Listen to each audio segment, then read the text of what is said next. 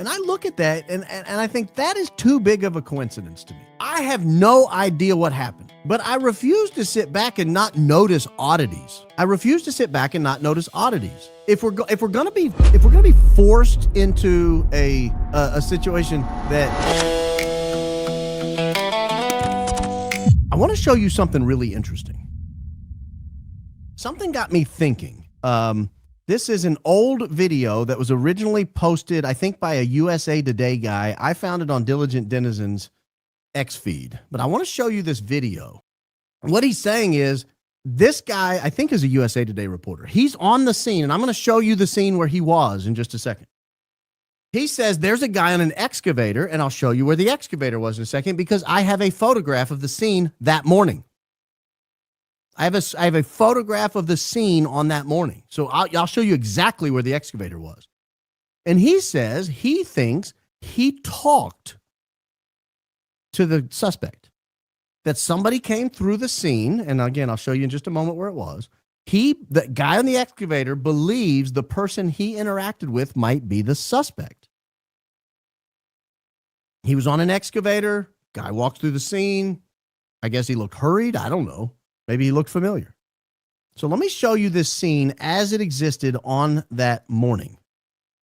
And I will give you an idea of where this excavator is. This is on the morning of September 10th. Now, this is before the incident with Charlie Kirk took place. There's your excavator right there. There's somebody excavating, and he interacts with who he believes is the suspect. He's interacting with someone he believes is the suspect, which got me thinking, well, what's going on this construction site? Let's look around this construction site. So we just take a gander right here, right? So here's your roof. Here's the Losee Center roof right here. We know that Tyler Robinson, or whoever was supposed to be cosplaying Tyler Robinson, ran in between these bushes right here, these bushes right here in the middle, ran right there, and that's where the camera cuts off. That's where we lose him. We don't know whether he crossed the street. We don't know whether he took a right. We don't know what he did. But the guy on the excavator says he interacted with him. The question has to be raised, when did he interact with him? Was it before he's alleged to have gone to the right, gone all the way down here,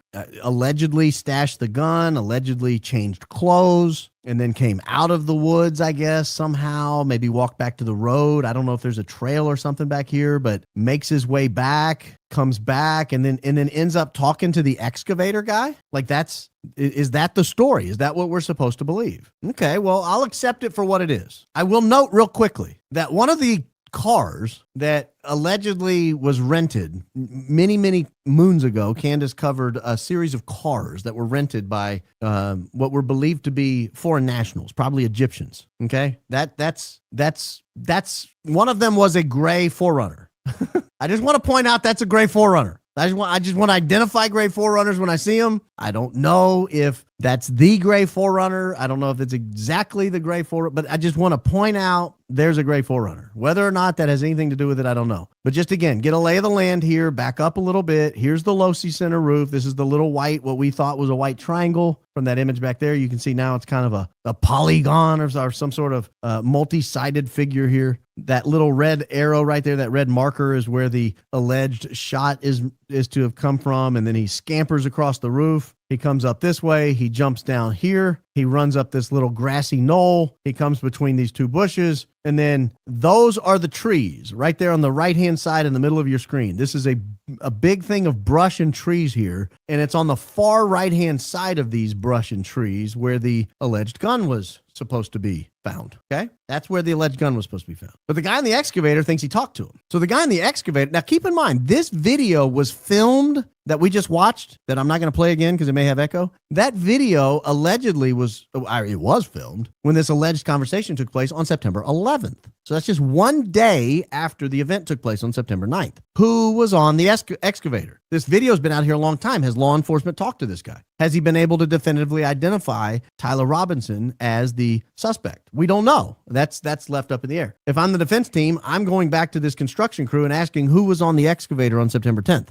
But as I'm looking at this construction site, I'm wandering around up here and I'm looking at all these vehicles, and I want to show you something here. We got to go to Google Maps to show you exactly what I'm talking about. There's something interesting about this house that I think needs to be identified. If you go to the street view, this is the house that we're looking at. Hold, please. This is the house we're looking at right here. So you go back to this view here. This is the same house. You're just looking at it from a location near about where that sheetrock delivery truck is. So you go to this street view and you look and you notice there's this wrought iron fence right here. See that? There's this wrought iron fence that runs all the way the length of this house. And when you come down this way, you'll notice the wrought iron fence continues around. In other words, you can't walk into that yard. Well, it makes sense because it looks like it's a cliff.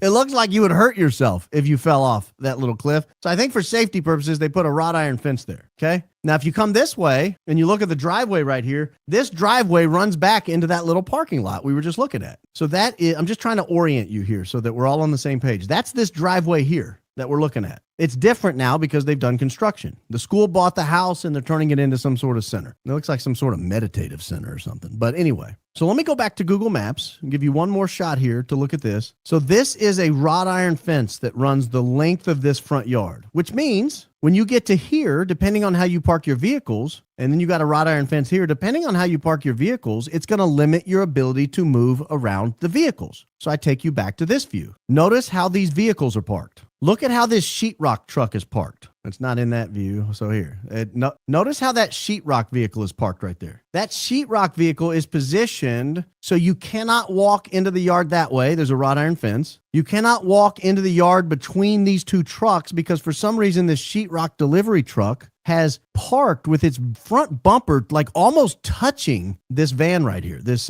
box truck, almost touching this box truck. Then around on the other side, you have these two vehicles right here backed all the way up to the garage. And so you'd really have to be nosy to get behind this vehicle right here. If you wanted to see what's going on in the back of this vehicle right here, the back of this box truck, you would have to be brazen enough to walk down the street, up the driveway, behind, into the garage, walk out of the garage, and look in the truck. Nobody's going to do that, right? That's just not going to happen. I want to show you a different view. What do you notice about this truck? The first thing I notice about this truck when you look at it from the top is that there's a power cord running to this truck. This truck has electricity running to it. So the power's running out of the house. See that red power cord right there? It has electricity running out of this truck, running out of this house into the truck. And then I start looking at it and think, hey, wait a minute. What's that on the top of this truck? This is a box truck at a construction site, right? I mean, you guys have been to construction sites. Some of you work at construction sites. I've talked to people who work at construction sites. I've Googled it. I've asked Claude and Grok. I've asked everybody I could ask,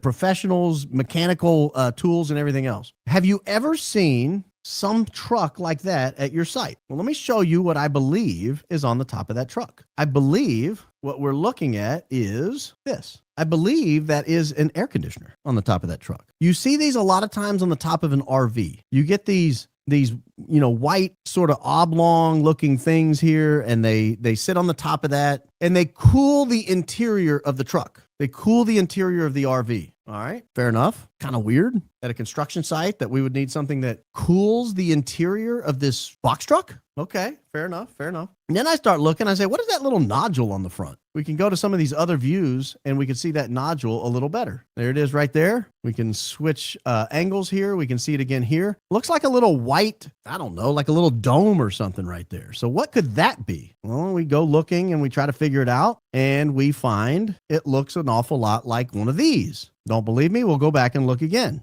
You see that on the top of the truck? It's kind of white. It's oblong. You can see the shadow is circular. So we come back here and we realize, hey, wait a minute. I think we might be looking at a satellite antenna, a communication device. You see this right here? This is what you would put on the top of an RV. So you have the air conditioning that you would have on the top of an RV. You have the communications capacity you would have on the top of an RV. Was there anything else we noticed about this truck? Well, there's this human-sized door at the front that you could walk in up here. It's cracked open. And then you have on the back a door that has a window. It's like French doors with a window. Now, most of the time when you're in a box truck like that, you have one of those roll-up windows. roll-up doors, rather. You have one of those roll-up doors. And those roll-up doors, like on a moving truck, if you've ever rented a Ryder truck or a U-Haul or a budget truck, you go to the back and the door, it's like a garage door. It's like a manual garage door. It goes up to the back like that. So then we think, have we found anything like this before? Is there anybody who makes something like this? And what on earth would it be used for? It obviously needs to mimic something that might be seen at a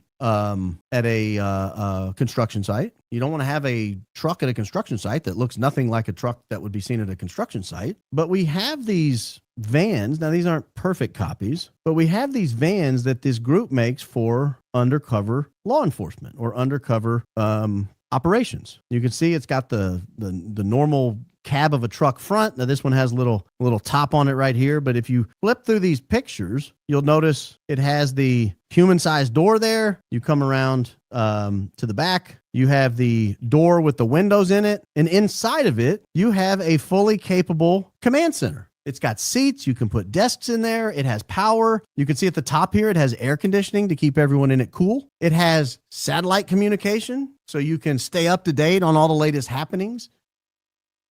Do you remember when Terrell Farnsworth was talking about they were doing some things different so they could stream the event live back to the ops? And I think he said the ops in Arizona. But in theory, anyone with a link would have been able to watch this. It's interesting to me, if we go back to this image and we think about what the excavator said, that the guy who allegedly committed the crime was spotted on this property. This property here with an air-conditioned, communication-capable, what looks like it could be a mobile command center. I challenge you, and I don't know, maybe I didn't talk to all the best people in the world, but I challenge you. Ask your friends who are in construction, is climate-controlled comfort and satellite communications a priority of the trucks that are at the construction sites? And when they're there, let's say they say, yeah, we get climate-controlled, communication-enabled trucks at our sites all the time. Every time I turn around, I've got a climate-controlled truck and there's satellite communications. Do they ever get blocked in like this? Do they ever get blocked in like this so you couldn't possibly get behind that truck unless you just absolutely had to? I mean, what is that truck doing that's so important it has to back in like this? Notice the sheetrock guy is not in the driveway. In fact, he's got to walk around the fence. He's got to walk around. You can't get the sheetrock in the house at that point. It's almost like that sheetrock truck is there just to block the walkway, is what it kind of looks like to me. You couldn't get in that house if you had to right now. And I look at that and I think that is too big of a coincidence to me. I have no idea what happened. But I refuse to sit back and not notice oddities. I refuse to sit back and not notice oddities. If we're going to be forced into a situation that, I don't know, they tell us this guy's spotted on a construction site, well, we should be able to look around and see what this is. Now, it's highly possible. I mean, I don't say highly possible. It's certainly possible. This has some sort of function on the construction site. This is just a normal truck that's at every construction site in America. Just the people I've talked to said it's not normal. That they couldn't quite come up with a reason why it would be there. I don't know. Now, despite the date on this picture was actually taken a couple of days later. We know that because we're able to corroborate other things in the images. If you back up, you can see, even though it says September 10th, we know this was taken like 2 or 3 days, maybe 4 days later, and the truck is no longer there. Now, maybe it was just there to do one job one day. But I'm sorry, guys, that looked too weird to me. It just looked too weird to me. And I wanted to mention it because if I don't mention it, then I've just got this weird thing rattling around in my head. If I mention it, then you guys tell me, hey, Baron, that's perfectly normal. That's at every construction site. Everybody has a truck like that. Here's the purpose of it. Here's what it does. Sorry, you talked to a bunch of idiots. Great. But if it's not normal, that's worth noting as well. All right. So I just want to mention that truck because it's been bothering me for weeks now. And I just had to know.